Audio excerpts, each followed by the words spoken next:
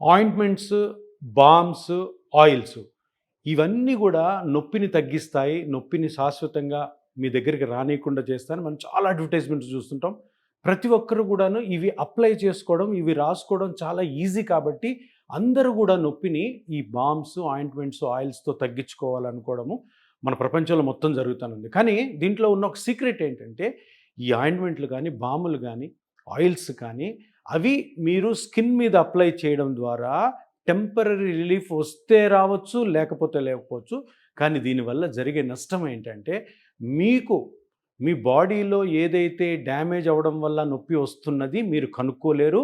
అది దాది టెంపరరీ ఉపశమనం కలిగించినందువల్ల ఏమవుతుంది అంటే, లోపల డ్యామేజ్ ఎక్కువ అవుతూ ఉంటుంది.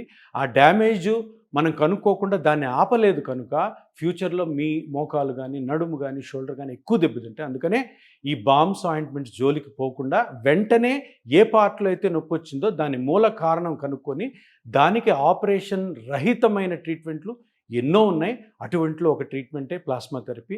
దీన్ని తప్పకుండా మీరు గమనించి సరైన డాక్టర్ దగ్గరికి వెళ్ళమని నా మనవి.